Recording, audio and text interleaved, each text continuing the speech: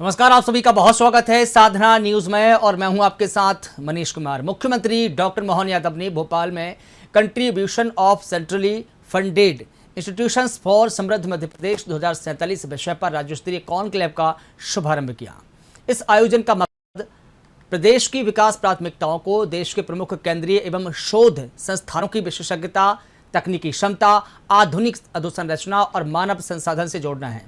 इसके बाद मुख्यमंत्री डॉक्टर मोहन यादव कृषि नवाचार संवाद कार्यक्रम में भी शामिल हुई, जहां पर सीएम डॉक्टर मोहन यादव ने किसानों से जुड़े मुद्दों, कृषि में नवाचार और खेती को अधिक लाभकारी बनाने के उपायों पर संवाद किया। मुख्यमंत्री डॉक्टर मोहन यादव ने कहा कि मध्य प्रदेश कृषि प्रधान राज्य है और सरकार का लक्ष्य किसानों को आत्मनिर्भर बनाना है। उन्होंने कहा कि अब युवाओं के साथ मिलकर स्मार्ट खेती को बढ़ावा दिया जाएगा। मुख्यमंत्री ने कहा कि किसानों की आय बढ़ाने के लिए बहुफसली खेती के साथ पशुपालन, मत्स्य पालन, बकरी पालन और मुर्गी पालन को भी बढ़ावा देने की बात मुख्यमंत्री डॉक्टर मोहन यादव ने कही। सबसे पहले आप ये रिपोर्ट देखिए, फिर इस पूरे मुद्दे पर चर्चा करेंगे।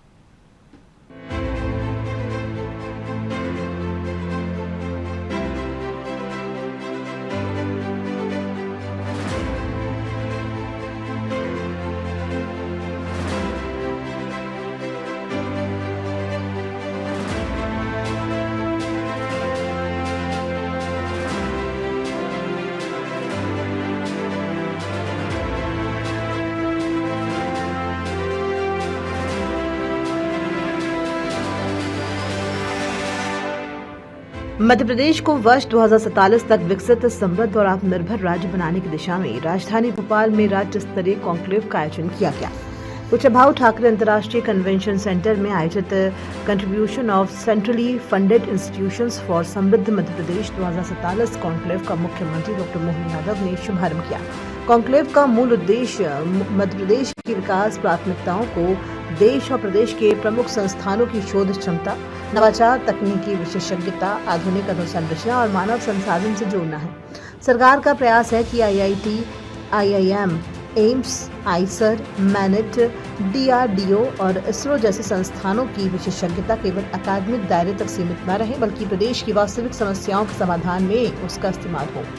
कॉन्क्लेव में 130 से अधिक संस्थानों के प्रतिनिधियों की सहभागिता रही। इसमें 59 केंद्रीय संस्थान, 26 राज्य स्तरीय विश्वविद्यालय, 11 शासकीय इंजीनियरिंग संस्थान, 19 शासकीय मेडिकल कॉलेज, 8 राज्य स्तरीय शोध संस्थान और 9 चयनित निजी विश्वविद्यालय शामिल हैं। आईआईटी और IIM Indore, IISER Bhopal, MANIT Bhopal, AIIMS Bhopal, NFSU Bhopal, RRCAT Indore, DRDO और इसरो जैसे प्रमुख संस्थानों की भागीदारी इस आयोजन को खास बनाती है।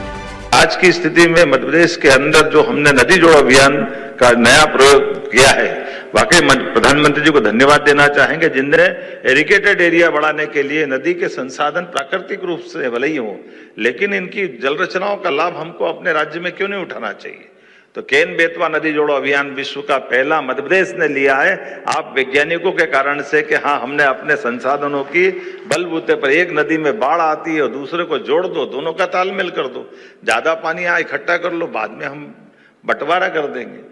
तो स्वस्थ प्रतिस्पर्धा भी राज्यों के बीच, आज समय कैसा आ गया, मिल करके काम करने का, स्वस्थ प्रतिस्पर्धा। राज्य आगे बढ़े तो देश आगे बढ़ेगा, लेकिन राज्य के आगे बढ़ने में परस्पर भाव स्वभाव बदलने की जरूरत है। राजस्थान के साथ 20 साल से हमारा पानी का बंटवारा का निर्णय नहीं हो रहा था। अब सबको मालूम है राजस्थान पानी की कमी का एक बहुत बड़ा कारण से उसका विकास पहले का अटकता है, लेकिन पीकेसी योजना के माध्यम से हमने पार्वती काली सिंध चंबल योजना का जल देकर 15 जिले उनके, 15 जिले हमारे।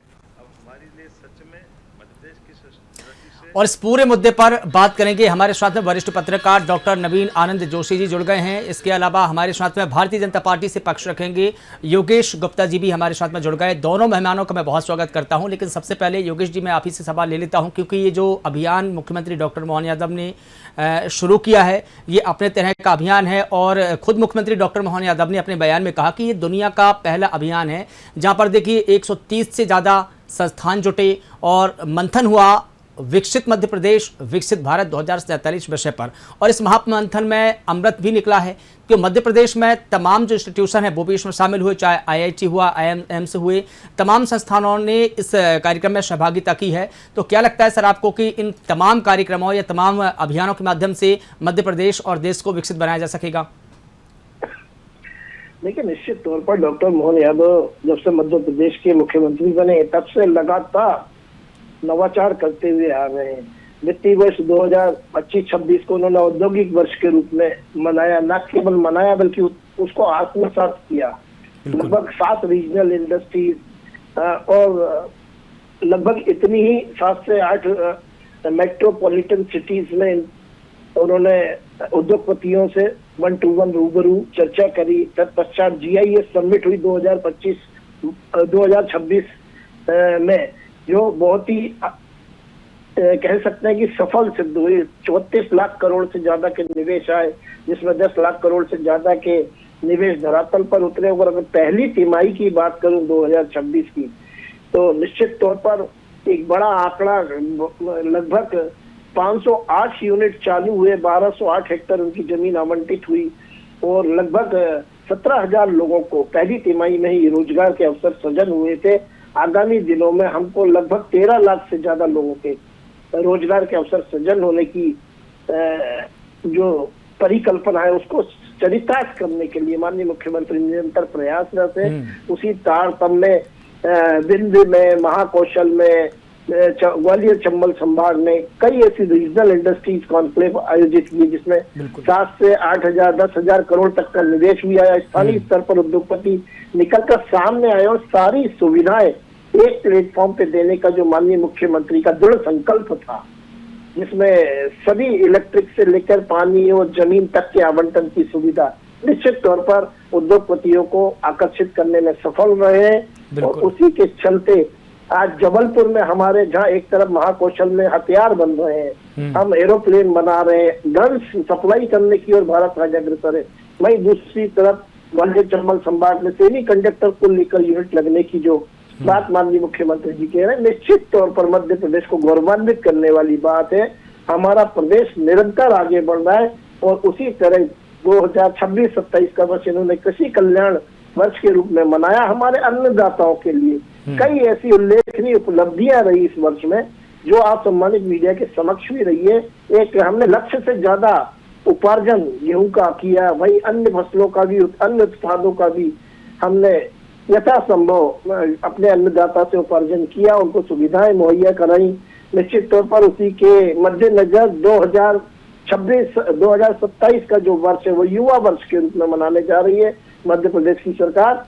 तो मैं ये मानता हूँ कि उसके लिए प्रयासरत मुख्यमंत्री अभी से हो गए हैं और 130 से ज्यादा संस्थान, जैसा कि आपकी रिपोर्टिंग में बताया, जिसमें बड़े बड़े हमारे टेक्निकल इंस्टीट्यूट से लेकर और मेडिकल इंस्टीट्यूट तक शामिल हुए। निश्चित तौर पर इससे अमृत निकला है और इस अमृत का लाभ मध्य प्रदेश वासी निश्चित तौर पर उठाएंगे। बिल्कुल बिल्कुल सर, एक सवाल और मैं आप ही से करूंगा। डॉक्टर नवीन आनंद जोशी जी हमारे साथ में जुड़े हैं, मैं सर आपके पास में आऊँगा। योगेश गुप्ता जी, मैं एक और सवाल आप ही से कर लेता हूं। Contribution of centrally funded institution for Samriddh Madhya प्रदेश, ये आज का विषय था। और देखिए, CM डॉक्टर मोहन यादव ने कहा कि जितने भी हमारे केंद्रीकृत संस्थान हैं या राज्य स्तरीय संस्थान हैं, उनका उपयोग अगर हमको विकसित भारत में करना है तो उनको जो सेंट्रली फंडेड है उनको जोड़ना पड़ेगा।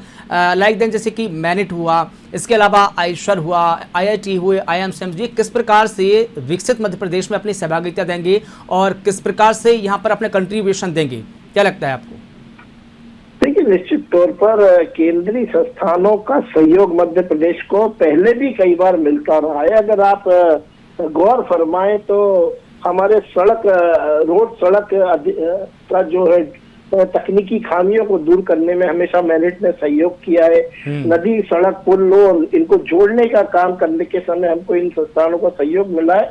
तो इनका प्रॉपर कनेक्टिविटी मध्य प्रदेश के संस्थानों के साथ हो जाए, ताकि हमारे मध्य प्रदेश की छात्र आधुनिक संयंत्रों के माध्यम से आधुनिक शिक्षा को प्राप्त कर मध्य प्रदेश को आगे बढ़ाने में हमको निश्चित तौर पर केंद्रीय संस्थानों का सहयोग चाहिए। और उसी के मद्देनजर माननीय मुख्यमंत्री जी की अपील थी। और डबल इंजन की सरकार है, तो केंद्र का सहयोग जब मिलता है तो निश्चित तौर पर क्षेत्रीय संस्थानों का भी सहयोग हमें मिलेगा।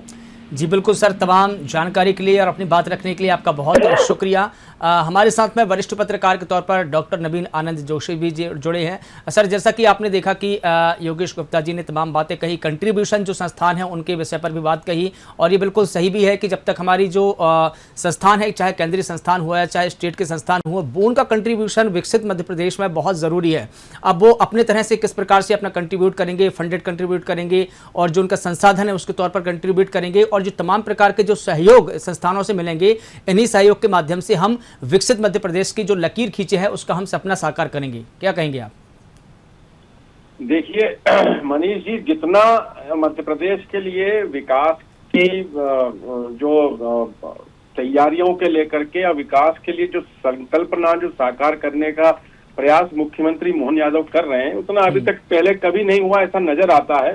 क्योंकि आप देखिए कि कृषि में जब ये नवाचार संवाद का जो कार्यक्रम आज रविंद्र भवन में किया, इसमें किसानों से जुड़े मुद्दे पर भी उन्होंने बात की, खेती को किस तरह से हम उपयोगी बना सकते हैं और किस तरह से युवा उसमें अपना प्रयास करके, और जैसे IIM और IIT की आप जिस बात का जिक्र कर रहे हैं उसका भी उन्होंने कहा कि खेती में भी वो आना चाहिए कि खेती में भाई आपने पढ़ाई तो सब तरह की कर रखी है, लेकिन उसका लाभ कैसे मिले और उसको प्रायोगिक तरीके से, मतलब प्रैक्टिकल करके उसका परिणाम कैसे मध्य प्रदेश के लिए निकाला जाए, इस पर उन्होंने बात की। उन्होंने खेती किसानी को जो मध्य प्रदेश में आज जिस तरह से रकबा पड़ा है, जैसे हमारे यहाँ पहले 1-2 फसल हुआ करती थी और वो भी हम गेहूं या सोयाबीन से आगे नहीं बढ़ते थे, लेकिन अब आप देखिए चावल और कपास और बाकी अन्य मतलब उत्पादनों पर भी जोर दिया है। तो मैं समझता हूँ थोड़ा नवाचार कर रहे हैं, कुछ क्रांतिकारी निर्णय भी हो रहे हैं, और जब युवाओं को जोड़ने की बात आती है और जब जिस तरह से ये इस जो IIM और IIT के जो संस्थानों को जोड़ करके और इसमें इस आयोजन को उन्होंने जो किया है, मुझे ऐसा लगता है कि मध्य प्रदेश एक नए परिदृश्य की तरफ बढ़ रहा है। बिल्कुल बिल्कुल ठीक कहा आपने। उनकी भावनाओं के अनुरूप काम इसमें होता दिख रहा है। बिल्कुल ठीक है। हमारे साथ में सर आप लगातार बने रहिएगा। हमारे साथ में भारतीय जनता पार्टी से पक्ष रखेंगे सत्येंद्र जैन जी भी हमारे साथ में जुड़ गए। सत्येंद्र जी, आपका बहुत स्वागत करता हूं कार्यक्रम में। आपसे भी बस यही जानना चाहूँगा कि देखिए, मुख्यमंत्री डॉक्टर मोहन यादव ने आज राजधानी भोपाल में 2 बड़े कार्यक्रम किए हैं। पहला कार्यक्रम तो उनका केंद्रीय संस्थानों को लेकर था, जिसमें उन्होंने कंट्रीब्यूशन की बात कही, विकसित मध्य प्रदेश की बात कही, समृद्ध मध्य प्रदेश की बात कही। दूसरा कार्यक्रम उनका था नवाचार संवाद कार्यक्रम, जिसमें उन्होंने किसानों से संवाद किया और किसानों से जुड़े मुद्दे, कृषि में नवाचार, खेती को अधिक लाभकारी, इन तमाम विषयों को लेकर उन्होंने संवाद किया।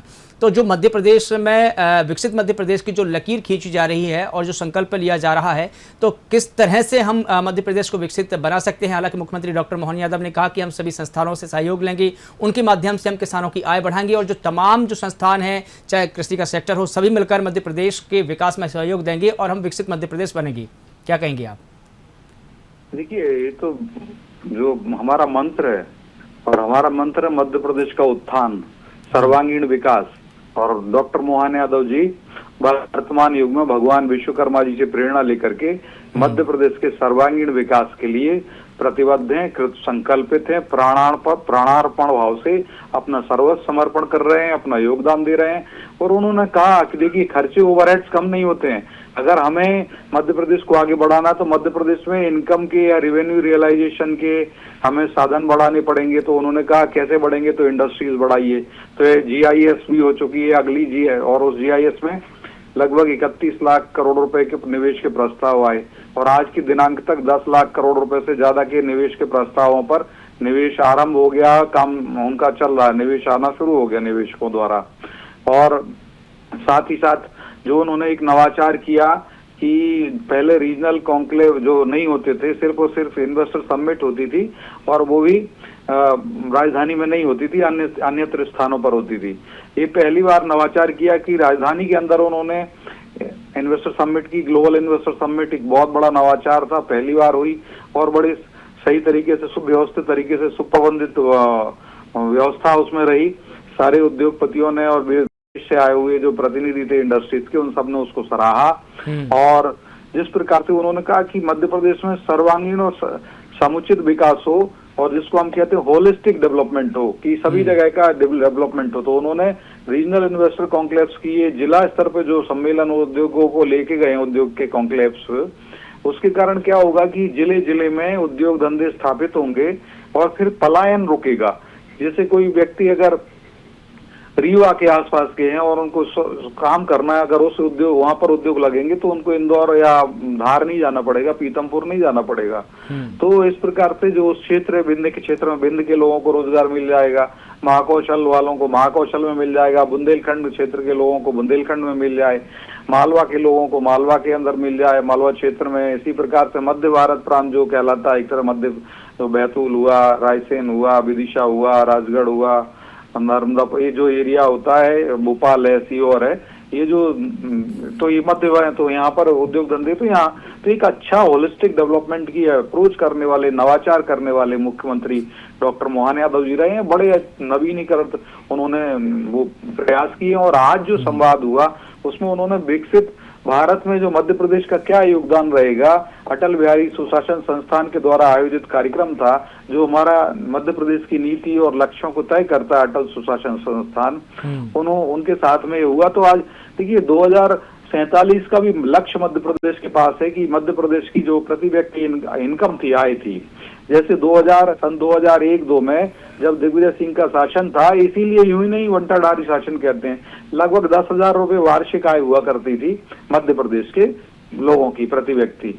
आज वह 1,70,000 के आसपास है और अब जो लक्ष्य 2047 तक लगभग हर व्यक्ति की आय 22 लाख रुपए से ज्यादा हो और मध्य प्रदेश की जीडीपी भी ज्यादा, मतलब ये 200-250 लाख करोड़ रुपए से ज्यादा की हो जाए, जो अभी लगभग 20 लाख करोड़ की है। पहले तो 20 लाख करोड़ की, पहले तो मात्र 70,000 करोड़ की जीडीपी थी मध्य प्रदेश की, आज वही जीएसडीपी बढ़कर के लगभग 20 लाख करोड़ की हो गई है। तो ये डॉक्टर मोहन यादव जी के काम करने का वेग है, संवेग है, चाल है, प्रक्षेप है, स्पीड है, स्कोप है, स्केल है, वेलोसिटी है, ये अतुलनीय है। और साथ ही साथ जिस प्रकार से वो आगे भी जो उद्योग धंधे, जो निवेश की जो मैंने बात कही, उन निवेश में सिर्फ निवेश को कोरा सब्जबाग नहीं दिखाया गया या सिर्फ और सिर्फ सपने नहीं दिखाए गए, उन्होंने लगभग 5,500 करोड़ रुपए से ज्यादा की सब्सिडी दी हुई उद्योगों को। जो उद्योग मध्य प्रदेश में लग रहे हैं, जो पुराने उद्योग हैं, तो उनको विभिन्न प्रकार की जो सब्सिडी है, 1-2 करोड़, 10 करोड़, 50 करोड़, 100 करोड़ नहीं दिए, लगभग 5,500 करोड़ रुपए से ज्यादा की सब्सिडी उनको दी हुई है। तो वो ये काम भी बहुत अच्छे किए गए हैं। साथ ही साथ जो लक्ष्य भी निर्धारित हैं हमारे 2047 तक के, तो 2030 तक हमारा मध्य प्रदेश कहाँ पहुंचे, या हमारा निर्यात, जिस प्रकार से वो कह रहे हैं 55 के 55 जिले निर्यात करने में सशक्त हो जाएं, एम्पावर्ड हो जाएं। आज मध्य प्रदेश का जो निर्यात है, एक समय 2,000 करोड़ रुपए नहीं होता था दिग्विजय सिंह जी के समय, आज लगभग 68,000 करोड़ रुपए के आसपास का मध्य प्रदेश का एक्सपोर्ट है। तो ये काम है, और एक्सपोर्ट को कैसे हम बढ़ा दें, मध्य प्रदेश में उद्योग निवेश को 40 लाख करोड़ रुपए से ज्यादा के उद्योग निवेश आ जाए, निवेश के धरातल पर उतर जाए, उसके लिए वो लक्ष्य भी दीर्घगामी लक्ष्य है। तो ये सब लक्ष्य लेके चल रहे हैं। और दूसरा संवाद हुआ युवाओं से, और युवाओं में कौन से जो एग्रीकल्चर संकाय से जो विद्यार्थी हैं, जो युवा हैं, जो एग्रीकल्चर स्टार्टअप्स के में रहते हैं, तो उन्होंने कहा, उन्मुखीकरण किया उनका, कि उनको उन्मुख होना चाहिए। मध्य प्रदेश में जो कृषि आधारित अर्थव्यवस्था है, उस कृषि आधारित और फूड प्रोसेसिंग से संबंधित जो उद्योग वो लगाएं, और उद्योग को बनाने के मतलब सर्विस, जॉब सीकर नहीं, जॉब क्रिएटर बनाने का उन्होंने जो मंत्र दिया है कि जॉब क्रिएटर बने। और उद्यमैन ही सिद्ध्यन्ति कार्याणि न मनोरथ है, नहीं सुप्तस्य सिंहस्थ प्रविशन्ति मुखे मृगा। तो उद्यम करने का जो मंत्र दिया है सभी युवाओं को कि आप एग्रीकल्चर में ऐसे नवाचार करिए, इनोवेशन करिए, क्योंकि एग्रीकल्चर में आप देखिए सोलर पंप्स भी हम दे रहे हैं, और सोलर पंप्स में भी हजारों करोड़ रुपए की सब्सिडी दे रहे हैं, तो कुल मिला के सोलर पंप दे रहे हैं। अगर किसानों की बात करें तो मनीष जी, किसानों को हमने, डॉक्टर मोहन यादव जी ने पिछले 2.5 साल में 3 लाख करोड़ रुपए से ज्यादा की राशि दे चुके हैं। बिल्कुल, कुल मिलाकर देखें कि जो उन्होंने नाम पते नमा, क्षेत्रनाम पते नमा वाले भगवान रूपी बलराम रूपी किसान है, उनको दिया। तो यानी बिल्कुल, कुल मिला के अपन ये देखें कि जो उन्होंने जो खाका तैयार किया है, उस खाके में, उस सांचे में सिर्फ एक सेक्टर को नहीं रखा है, बल्कि तमाम सेक्टरों को रखा है, तमाम वर्गों को रखा है। डॉक्टर नवीन आनंद जी हमारे साथ में जुड़े हुए हैं। सर, जैसा कि सत्येंद्र जैन जी बता रहे हैं कि जो मुख्यमंत्री डॉक्टर मोहन यादव का विजन है, उसमें इंडस्ट्री को भी आगे बढ़ाया जा रहा है, खेती किसानी को भी आगे बढ़ाया जा रहा है, उसमें सभी वर्गों का सहयोग भी लिया जा रहा है, महिलाओं हो, चाहे युवा हो, चाहे किसान हो। यानी कि जो खाका, जैसे अभी मैंने पहले कहा कि जो खाका तैयार किया गया है, जो उस खांचे में सभी वर्गों की सहभागिता है। अब जैसे कि युवाओं के साथ आज मुख्यमंत्री डॉक्टर मोहन यादव ने जब संवाद किया, तो उन्होंने युवाओं के साथ मिलकर कैसे खेती को स्मार्ट खेती बनाया जाए और स्मार्ट खेती को कैसे बढ़ावा दिया जाए, इस पर भी, और इसके माध्यम से आय बढ़ाने के लिए भी बहुफसलीय जो खेती है उसमें पशुपालन हो, चाहे मत्स्य पालन हो, चाहे बकरी पालन हो, चाहे मुर्गी पालन हो, तमाम तरह के जो सेक्टर्स है खेती के भी, उनको भी बढ़ावा देने का संकल्प यहाँ लिया और संवाद भी किया मुख्यमंत्री डॉक्टर मोहन यादव ने। तो कुल मिला के अगर देखा जाए तो वो सभी सेक्टरों को एक साथ आगे बढ़ा रही हैं। डॉक्टर नवीन आनंद जी। हाँ जी मनीष जी, समृद्ध मध्य प्रदेश और विकसित मध्य प्रदेश की जो संकल्पना के साथ आज ही नहीं, जिस दिन से मोहन यादव जी ने अपनी सत्ता को संभाला है उस दिन से वो इस पर काम कर रहे हैं। और लगातार आप देखिए, जैसे जिन भी आयोजनों में वो पहुंचते हैं उनके संवाद करने की जो शैली है वे सामने से, मतलब मंच के सामने बैठे व्यक्ति के साथ पूरे रूबरू होते हैं।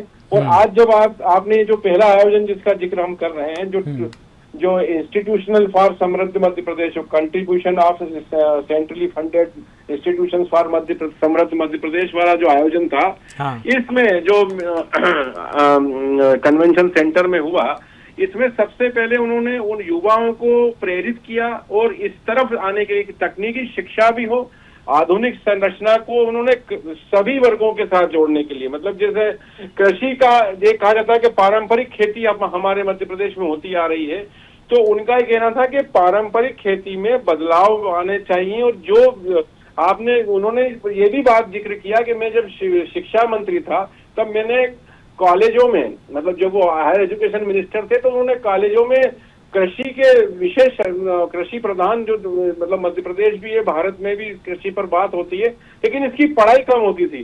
तो उन्होंने कहा कृषि की को लेकर के जो संकाय खोले, कृषि संकाय खोले उन्होंने सबसे ज्यादा, और उस पर एग्रीकल्चर की प्रतिबद्धता को जोड़ते हुए ये भी कहा कि खेती किसानी मध्य प्रदेश में बढ़े और युवाओं को उसमें आगे आना चाहिए। उनका उद्देश्य ये था।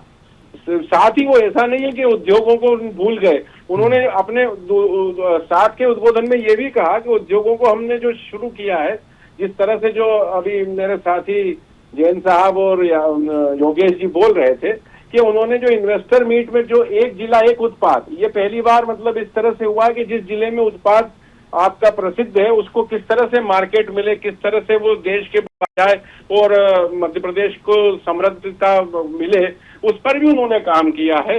और इसीलिए उन्होंने इन्वेस्टर मीट को संभागीय स्तर पर करना शुरू किया ताकि संभाग और जिले इसके जद में आ जाएं, वरना एक स्थान पर करने से केवल जो इन्वेस्टर्स थे उसको केवल एक स्थान नजर आता था, लेकिन पूरे मध्य प्रदेश की अलग अलग जो भूमि है, अलग अलग जो उसकी तासीर है, उसको समझने का मौका भी उन्होंने इस इन्वेस्टर मीट के माध्यम से दिया।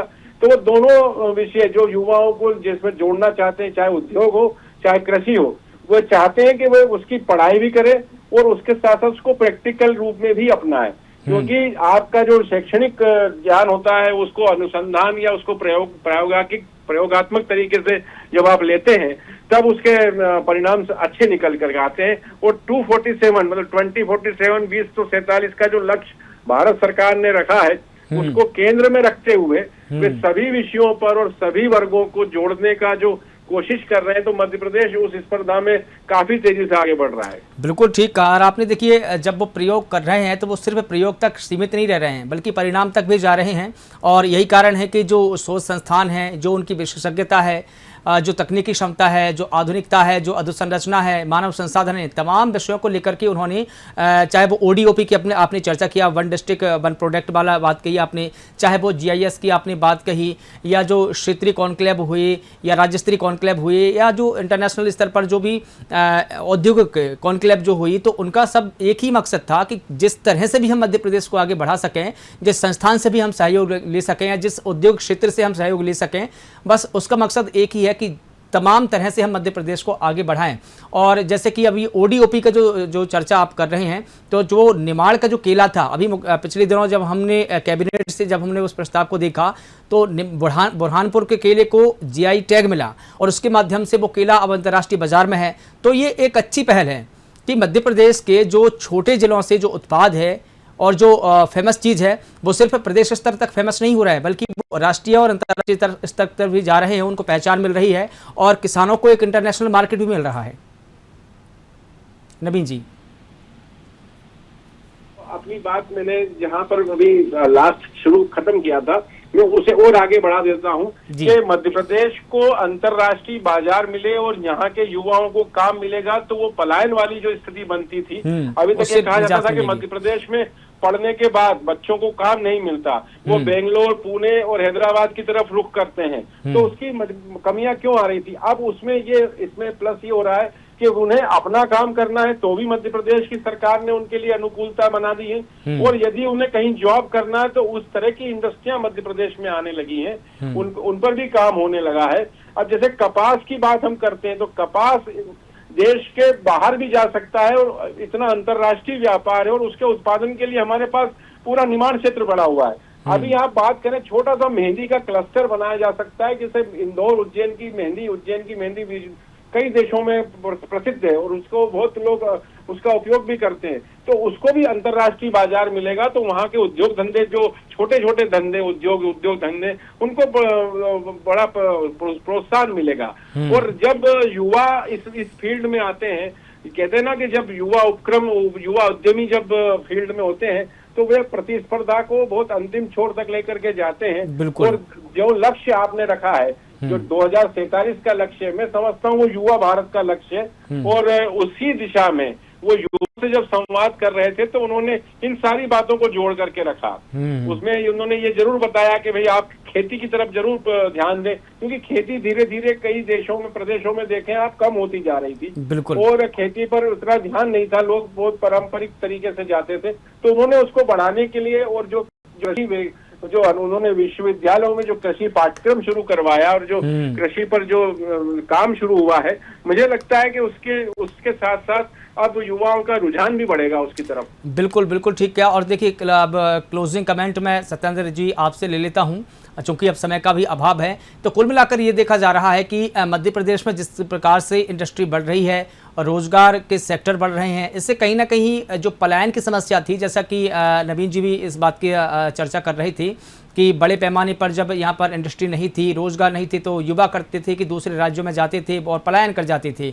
तो कहीं ना कहीं एक पलायन से की जो समस्या है वो तो खत्म होगी ही, रोजगार की समस्या भी खत्म होगी, और जो प्रति व्यक्ति आय, जैसा कि उसका भी आपने पहले ही भी जिक्र किया है, वो भी कहीं ना कहीं खत्म होगी। तो जो जिस प्रकार से जो अभियान मुख्यमंत्री डॉक्टर मोहन यादव चला रही हैं, वो न सिर्फ मध्य प्रदेश को विकसित बनाएगा, बल्कि जो लोग हैं, जो समाज है, उसकी भूमिका भी बदलेगी, उसकी जो लाइफ स्टाइल है वो भी बदलेगा।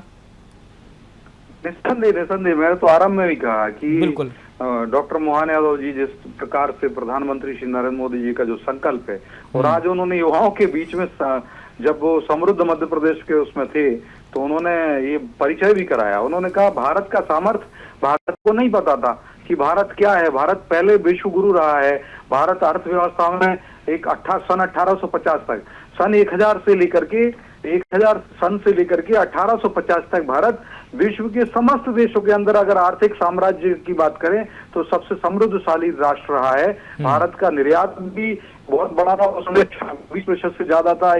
वर्ल्ड इकोनॉमी में भारत का हिस्सा 26% था। तो ये सब था। आज उन्होंने, डॉक्टर मोहन यादव जी ने कहा कि जब से प्रधानमंत्री श्री नरेंद्र मोदी जी आए तो प्रधानमंत्री श्री नरेंद्र मोदी जी ने इस प्रकार से जामवंत जी ने हनुमान जी को बताया कि आप समुद्र लांघ सकते हैं, तो भारत की भगवान रूपी जनता के लिए वह जामवंत बन गए। और जो पुरुषार्थ हमारे उद्यमियों ने दिखाया है,